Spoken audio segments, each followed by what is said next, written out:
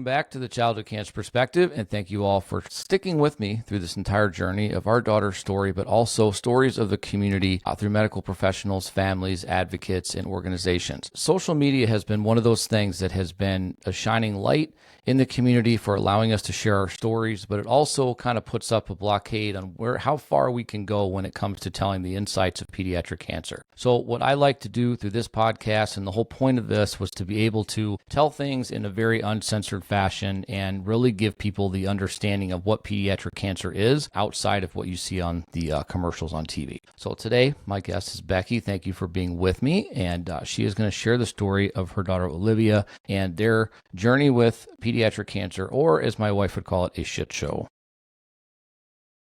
That is one way to put it, for sure. So welcome to the show. Thank you so much for being here. Thanks for having me. It's a pleasure. My daughter, Olivia, was diagnosed with B-cell ALL in March of 2023. She just finished treatment this past summer and just started kindergarten, and she just turned 6. So she's doing well now. She got diagnosed from just being ill one day after school. She didn't really have any symptoms to lead me to believe that she had cancer, obviously, but she just came home with a fever and a cough, and it led into a weekend where I ended up having to bring her to the pediatrician because I thought, she had like an ear infection, whatever, and she ended up having pneumonia. When we were at the pediatrician's office, they said that her vitals were her oxygen was a little too low and her heart rate was a little too high for me to drive her to the ER, where they needed to proceed to get an x-ray to confirm pneumonia. So we had to take an ambulance from the pediatrician to the ER, where they then confirmed said pneumonia. They also confirmed a virus called human metapneumovirus. It's a mouthful, but I was told that it's very similar to RSV. They drew labs, and then that's when they found her leukemia. Her labs were trash. Her hemoglobin was a 3, and they said that we needed to go to Boston Children's Hospital right away because if her hemoglobin, we don't know how long her hemoglobin was that low, and she could go into cardiac arrest. Wow.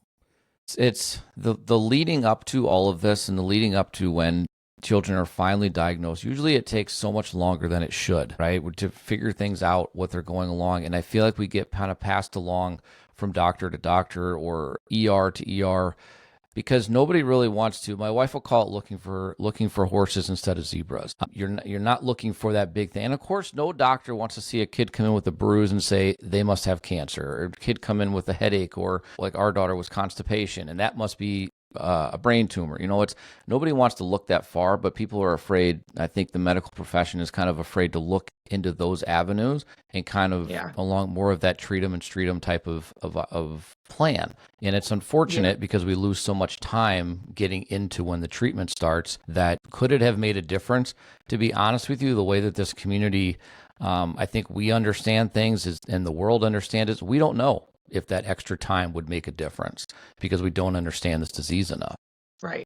I totally agree. I have multiple cancer parents that I've made really good friends with, and everyone's story is different. And it is wild how many people have told me how long it took to get their child's diagnosis. Like, although mine was quick because she was ill, and then they just found it with the labs, I feel like multiple parents are going back and forth to the pediatrician being like, my kid has had a fever and that's the only symptom that they've had, and I don't understand why they have a fever. And the doctor's like, oh, it's a virus. You go home, you'll be fine. And then finally you just have to keep pushing and pushing and pushing and asking for said labs where they find other things. Right. And unfortunately, a lot of families, a lot of parents, my wife included, you get to the point where you're asking and asking and asking, and then you're essentially feel like you're being treated like you're doing something to your child for attention. You're a monster, right? And really you're just trying to figure out what the hell's going on. And I would say most, if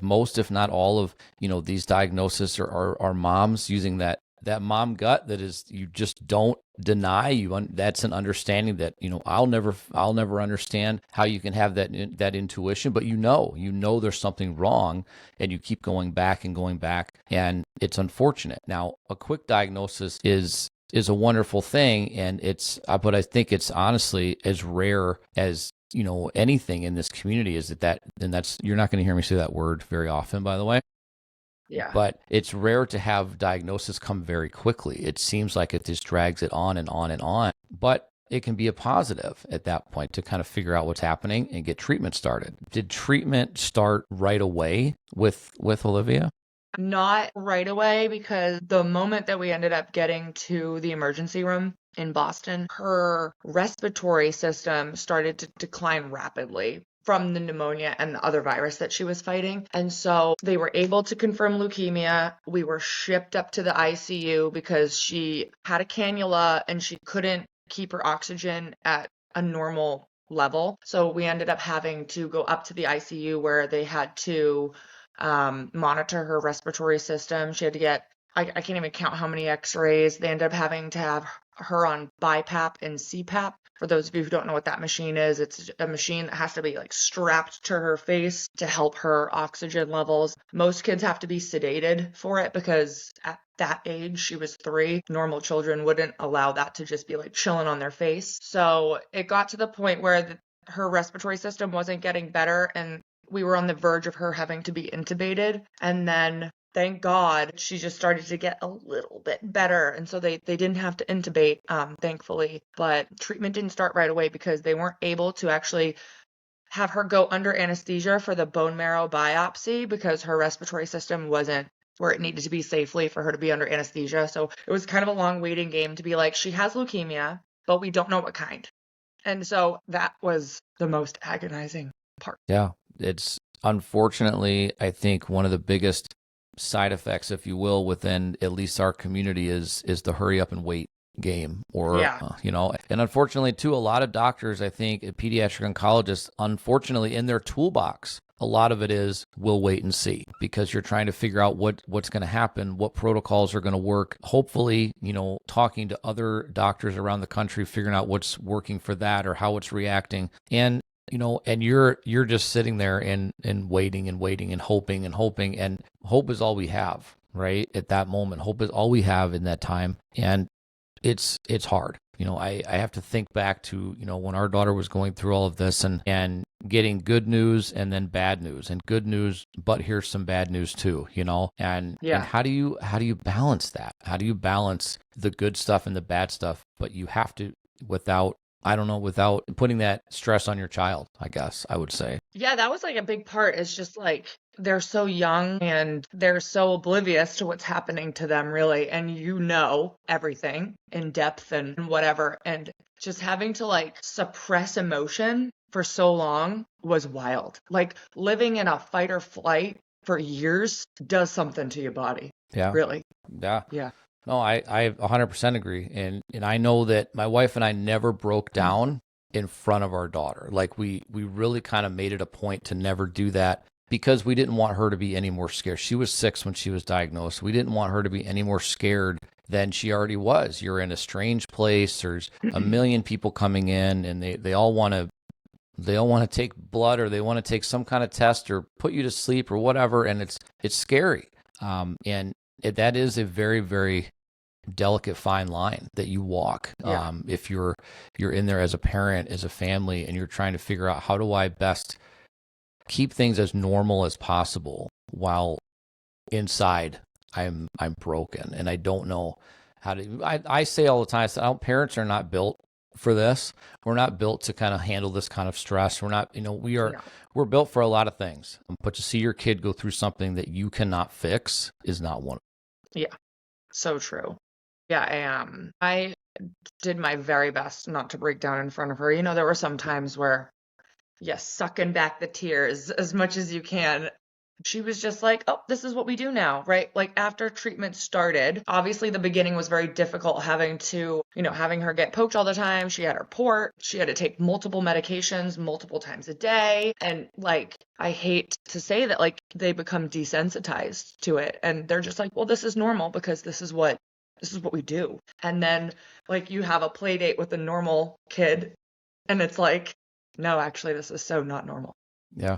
No, you're 100% right. They absolutely do become, I hate to see it, I hate to see it, that they become desensitized. They become, this is my new world. This is my normal. These kids at such a young age are learning when they're supposed to be learning ABCs, playing on the playground, skinning their knee and, having mommy fix it. They're learning the names of chemo drugs. They're learning the names of their nurses, and they're happy to see their nurses. Now, that's where I would say that people get a misconception. Okay. When you see things on TV, and we're just going to leave it at that, the misconception is that they're happy to be where they're at. They're happy to see the people, because those nurses, child life specialists, doctors, they become your family. They become your second family, and they make it not so scary when you're there. So yeah, they're happy to see them. They're not happy to be in that place. They're not happy to be running up and down the hallways in the hospital. But at the same time, that's all they know at such a young age. And they don't know what they're missing. And their hearts are so genuine and they're innocent. So they don't know all the stuff we know in the world as adults, and they don't care about any of that. So tell us about her treatment plan and kind of how that started, did they confer with other different area hospitals or doctors to kind of come up with a plan? They did not. Boston Children's and Dana-Farber have, once they found out the type of leukemia that she had, they have a very known protocol that you go through. We were in the ICU for about 18 days before we even made it to the oncology floor, where then she had to proceed to be there for her induction phase, which is about 32 days of just straight treatment where she's getting continuous LPs and bone marrow biopsies. And, that's the time frame where they're plummeting her body with meds to get her in remission. And so the beginning was tough, just being in the hospital for a long time, and she was so sick. After that, we had to go through different phases of treatment. She ended up getting put in remission in May. So she was diagnosed in March. She got put in remission in May, and then her protocol is 2 years from remission. Different phases, meaning she had to be readmitted for high dose methotrexate for 6-7 days, and depending on how your body depletes it, can be 7 days, could be 14 days. And then the next phase of treatment was getting 4 LPs done in 2 weeks, and then the next phase of treatment was a really intense chemo she had to get every 3 weeks that can cause anaphylactic shock. And it's just all these things that you go through the motions and you're just doing it because you have to. And then we finally get to what's called maintenance phase with her treatment, where now we're just doing the same thing over and over and over again until the end. Now, did she develop, and obviously my own story, but did she develop any serious side effects? And it's almost like a stupid question, from these treatments that she had to go through, even though it's a very known protocol. And Boston Children's and Dana-Farber, that was obviously one of the hospitals that we had actually reached out to for a second opinion. So we know that they're very versed in this and very good at what they do. But, you can't control side effects from kid to kid. Did she develop anything serious from these? No, not serious. We had a lot of issues with constipation with the medication, where she had to be admitted multiple times and have to have NG tubes placed because there was no amount of medication that she could take to help her constipation, and she'd have to be admitted to get, a bunch of meds in her NG tube to flush her body out. And that happened, I want to say, at least 4 times throughout treatment where we were admitted for just constipation. She had to be on an antibiotic Bactrim to keep her safe from a bacterial pneumonia during treatment. At one point, the Bactrim started to make her counts drop. So there was a time frame where she couldn't get treatment for almost a month because she wasn't making her counts. And finally they were like, we might have to switch her off of Bactrim and try a different antibiotic so that we don't have these counts dropping so rapidly. So that was an antibiotic that she had to be put on called atovaquone, and that was a medication that she actually had an adverse reaction to. But what was weird is that no one was listening to me because she started it and then she couldn't. She was just having diarrhea, she was vomiting, she was having stomach issues, and they were just playing it off like part of treatment or viral or whatever. And I'm like, oh, I swear to God, it's this antibiotic. And they were like, no, we don't think so. She ended up getting admitted. They ended up having GI doctors coming down being like, oh, I think she's having a malnutrition where she's not absorbing the right nutrients and blah, blah, blah. Let me tell you, finally, I'm like, we need to stop this antibiotic to see if it gets better. And it got better. And so we were in the hospital for almost 12 days with that one. And then they ended up switching her to another antibiotic that ended up working. But it's very frustrating to not be heard as a parent. Well, I mean, that is probably the most important thing that I want everybody to hear is that, number one, if you're on the outside looking in, you realize that we're not crazy people, okay? We know what our kids' baselines are, okay? Even going through treatments, you know what their baselines are. You know how they react to things. You pick up on all that because it goes back to a conversation I had with somebody one time, and they said, do you think that you're smarter than a doctor? And I said, yes, but not for the reasons that you think. I think so because we don't get to turn it off every day. Yeah. We are 24/7, 365. We are caregivers. We are nurses. We are, we're chauffeurs. Wherever you need, that's what we are. So we get to learn it. We get to see it. Hearing that parents aren't heard is such a scary thing because we're there every day. We see it every day. We literally have no way to fix what is going on with our child right now. And our only tool that we have is our voice. And to not listen or to not be heard is probably the one thing that we have left to hold on to as parents, right? That's our one thing, And if we don't have that, then really where are we? And what do we have in this world, in this community? It's unfortunate that I hear it all the time. It's unfortunate that we felt it too. But I will say this, that you as a parent are your child's best advocate always. Mm-hmm. You pick their care team. No matter what, no matter where you are, you pick their care team. If you don't feel comfortable with somebody, they're not around your kid. It happens. Almost every parent or family that I talk to, there's at least one person they've come in contact with at some point in their child's journey that is no longer allowed to be near their kid. Because it's not even bad medicine, it's bad bedside manner, really. Yeah. And it's so important, right? When you chose a job in a child's hospital, you chose a job where your patients really couldn't tell you what's wrong. And you have to listen to their parents, to their advocates of what's happening. And you chose that, but for whatever reason, you came to work with on a bad day. You came to work, something happened on the way there, and you're not listening. And that's where we lose a lot of this battle, and that's truly is unfortunate. Yeah, I feel like being a parent and having a voice for them is all we have, and it's wild just not being listened to. It's kind of like the only control I felt like I had was like, I'm telling you, and this is the control I had. And then not only is she out of control, but now I'm out of control. Yeah, it definitely is. Again, it's one of those stories that we kind of hear a lot, is that you have that's all you have is that voice. You have the knowledge of what you've been through. And, I will say this too, if any doctor, and again, from personal experience, if any doctor tells you that they're quote unquote dumbing things down so that you could understand it because you're not a medical professional, screw that. Because, if you don't think that we don't research every single thing that's happening with our child, yes, we may be on Google, the big bad Google, whatever, but we're out there researching what's happening. Right. And it's not only that, now it's through social media and through, any type of avenues of being able to share your story. It's other families, it's community that we're reaching out and getting information. We're doing our research. We deserve to be heard, whether it's why is this working? Why is this not working? Or there's something seriously wrong and you need to stop it. Yeah.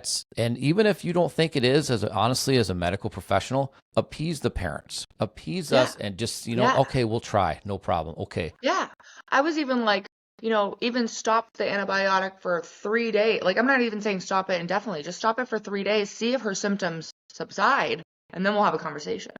And it's simple. Like, there's nothing, honestly, I think with an antibiotic, even with any of these drugs, because when they're putting in these protocols to children, every child is different. Every child reacts differently to them. No cancer is absolutely the same, no matter what. Leukemia has many, many, many different variants out there that all require different types of treatments, but the child is going to dictate what that treatment is based on, age, sex, size, year, whatever. It's a lot of different factors in there. So that one protocol that you use on XYZ may not work on my kid, and it may need to be altered here and there.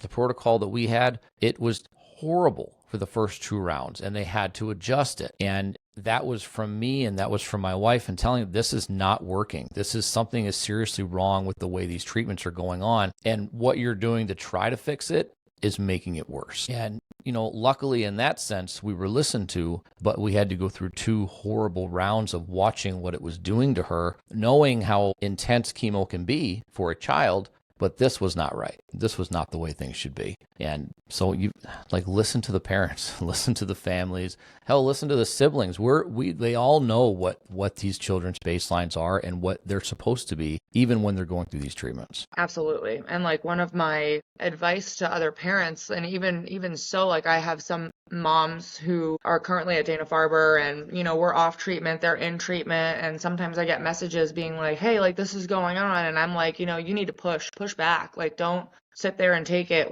Your child the best. And if you know what's best, then you push for that. Don't stop.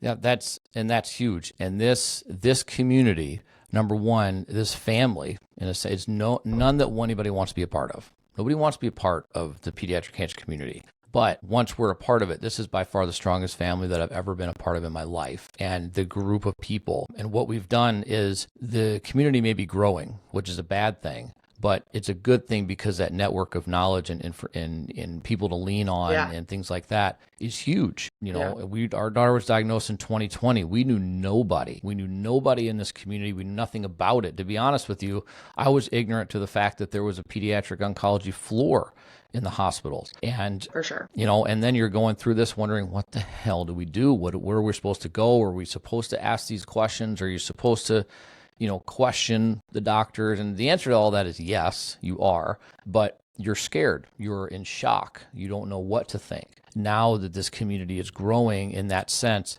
that's the best resource that we can be for those of us that are still going through it, for those of us that have lost children. We've seen a lot of different aspects of this. We can offer that guidance that I think is so important and can bring parents out of that shock stage and kind of give them the right direction that they need, that so many of us didn't have.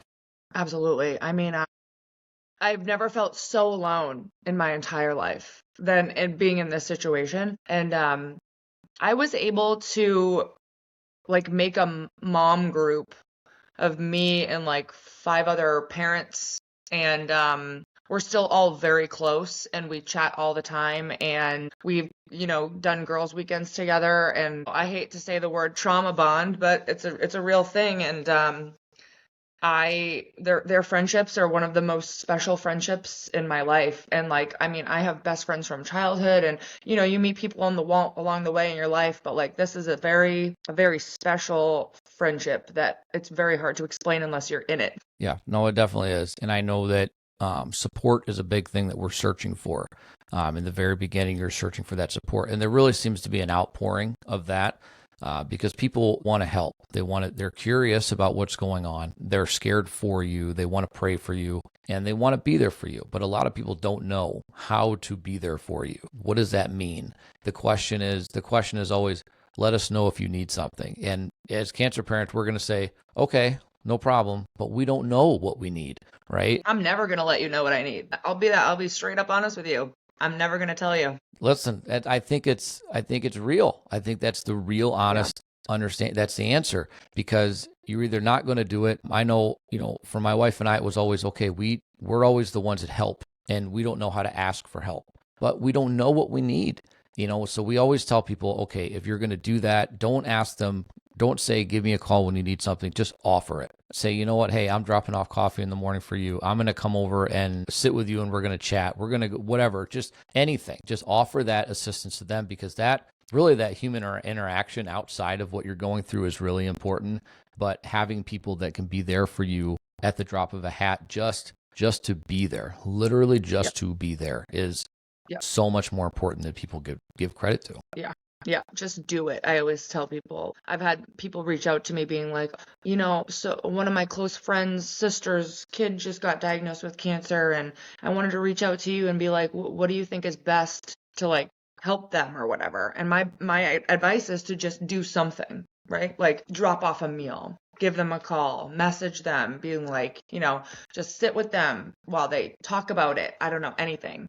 Yeah. Yeah, I think it's the most important thing. The worst thing that you can do is walk away and not say anything and Yeah. or ghost somebody, because now in your heart you may think, I don't know what I can offer. I think the best thing I can do is just walk away and not cause any more stress or anything like that. But the reality of it is, I would rather you come, say the wrong thing, let me correct Yeah. you and move on, because then I know you're still Yeah. there. Because we've lost, like, support is a weird thing. You know, when our daughter first was diagnosed, the support was ridiculous. It was crazy. I still have text messages on my phone from people I have no idea who it is, because they never identified themselves. They just, reached out to let us Reached know. out.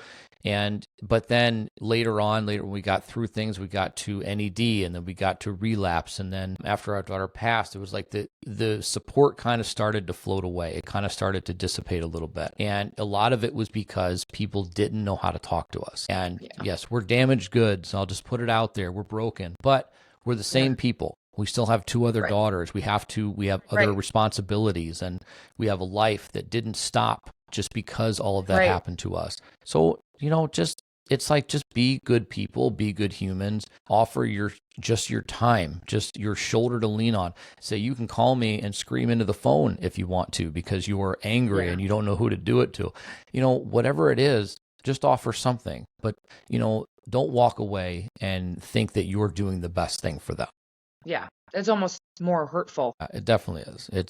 Yeah. It's a horrible thing. This disease in itself, it is a family diagnosis. It will break a parent past the point of what we thought we were capable of. It will also bring us past the point of exhaustion that we thought we were capable of. But it also destroys families. It destroys friendships. It destroys marriages. It does, because it's such a hard life change that they can't prepare you for this. There's no guidebook on how to prepare you for this. I often make the joke that there's probably a million different books that are written on how to be a parent, and all of those books are written by people that aren't parents. Yeah. And it's the same thing with this. I think that Yeah.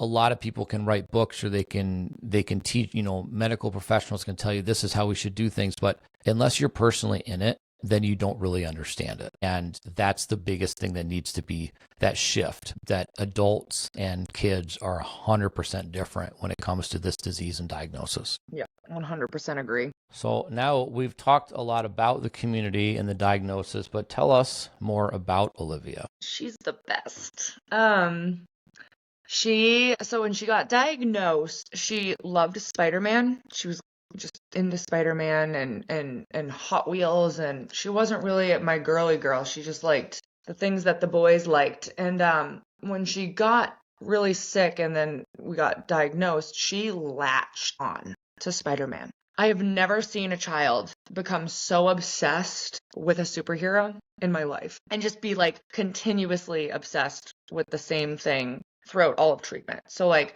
since age 3 until now, basically until she finished treatment a few months ago, like Spider-Man. Wore Spider-Man every day, believed she was Spider-Man, believed she had like powers. I don't know if it was just like, being sick and like she thought she was more powerful when she put on her Spider-Man suit, but like she did. And she wore her Spider-Man costume to clinic like all the time, and everybody knew her as Spidey Girl. It was really like a special time. This Spider-Man was just special, and he still is special. And I have her costume that she wore throughout all of treatment, and there's like holes in it. Like she wore it out, and I'm gonna like put it in a shadow box, and it's going on her wall because that thing deserves to be seen.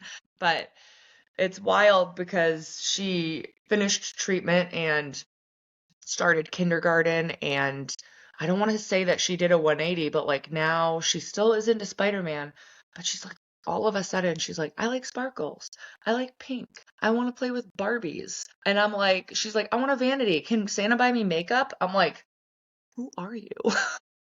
But I'm like, I'm happy that she's able to like find joy in other things, because I don't want to say that, Spider-Man is like when she was sick, but she really latched onto that. Now I feel like her interests are, blossoming, and she's able to do sports and do the normal things that she should be doing at this age. Yeah, no, I would think that it's normal to say that would be kind of associated with a different time in her life, Spider-Man, and it would It makes sense. It's awesome that she's kind of blossoming into her own, kind of changing and, kind of finding herself and moving past all of this. I love that kids will not allow this disease at all to define who they are. It doesn't change who they are. Like, it really doesn't. They're who they are on the inside. It doesn't change that. Their attitude, their the spice of life, all of that, it doesn't change because they don't have everything that we have as adults. They don't have all of our thoughts and opinions on politics and world affairs and all of that garbage, and they don't have road rage, and they don't have any of that. You know what I mean? They're just kids, and who they are is not going to be defined by a time in their life that was scary. And I remember that our daughter was very much, she was a jokester, and it didn't stop her from having that personality no matter what. Even in the hospital, it didn't stop that. And when her hair fell out, her attitude was, well, you know what? I just won't have to brush it anymore. And then they said, well, you're probably not going to be able to have kids because of the chemo. And she said, that's fine. I'll just adopt.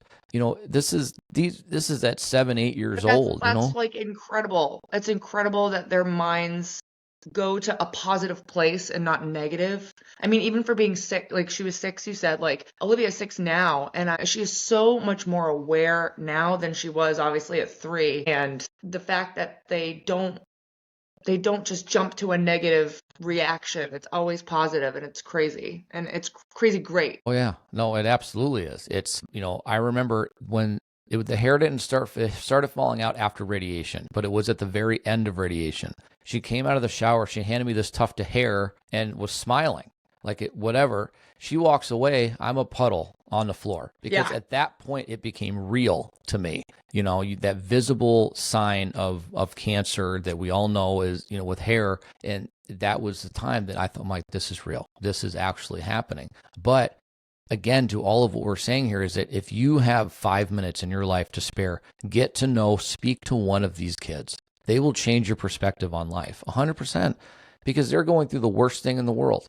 They're stuck in hospital beds. They're being poked and prodded by all these different people that want something from them. They're telling them, you're going to feel horrible. They're going to feel sick, and they're going to go through all of these side effects, whatever, and they're still smiling. They're showing you that who they are on the inside. But the only thing that I will say to combat that at all is that what you see on TV, the smiling kids running happy, that is such a different side, right? It is. No, listen, you're right. It is such a side of cancer that, yes, do they smile and are they happy and they have these genuine hearts and everything? Yes, they do. But the reality is fear. The reality is vomit and being sick and being hooked up to hoses. The reality is being away from your family, being away from school, all of these things. That's the insight that people need to see, not happy and lucky. It needs to resemble ASPCA commercials, because that's the reason why I think I have 12 animals in this house. Yes. Why do we not have Sarah McLachlan singing in the background for our kids? Right. 100%. 100%. I think, is it a terrible thing to think about, sick kids? Is it a terrible thing to look at all of these images that we have of our kids at their absolute worst? Of course it is, but it's the reality. It's real. It's not. And I think that not showing the real side of it is a hinder, because then there's far too many people that can look at it and say, well, they've got it under control. Everything is fine. I mean, you see it on TV. Everything is under control. It can't be that bad. And we know the truth. Yeah, I know. It is really frustrating to see commercials online like that too, because it's like, maybe if people truly saw the real side of what we experience, more people would want to do something about it. Yeah. No, I think that they would, because I'll say, on my phone, I say it all the time, probably every episode you'll hear it. I have pictures on my phone that would put the biggest, strongest person on their knees, from these, I believe it, these treatments and things like that. And up until even a few years ago, I had pictures on my phone that I hadn't even shown my wife, because these were when I was in treatment with her, and, to take pictures and document what was going on. And, to people that would say, why would you want to document this? Why would you want, because it's part of what you're going through. It's part of that time in your life. And it's not about break it out like your photo album and want to have a time just looking at things. No. But it's there and social media has become kind of the way that we share our lives nowadays. But it is so censored, and we can't share what we want to share, because it would then then people would have to see the real side of things. We would have to Yeah, show for them sure. that. Yeah. And like all we're doing is advocating for our kids. Like we're documenting so that we can show other people what this is really like. It's not just bald kids running down a hallway that get to go to Disney World on a Make-A-Wish trip. Like it's so much more than that. Yeah, and that's another one that Make-A-Wish scared the hell out of us, because that was, unless you're involved in this or you know it or you understand it more, I think automatically when you see when Make-A-Wish comes in the room, you think, crap, it must be terminal. This must be, because you think it's just that stigma, that cloud that's over, and it's not. I mean, Make-A-Wish is for anybody. They're going through the treatments, or going through cancer diagnosis, all of that, and major illness and things. It's a way to take their mind off of it. It's a way to give them something to really look forward to, and a goal and things like that. And so it has that kind of negative thing over it, and it scared the hell out of us when they came in, because I know my wife and I both, when they walked out of the room, were like, is this more serious than they're telling us? What's going on? Then I also remember when our oncologist sat down with us and said, this is what it is, and the prognosis isn't good. And then he walked away. That was it. That was it. And what do you do with that as a parent? What do you do with that knowledge? The prognosis isn't good. You just let it slowly destroy you, because that's what you normally would do. But it sucks because it's like it's destroying you, but also you have to go through it, right? You just have to go right through it, and you have no other choice.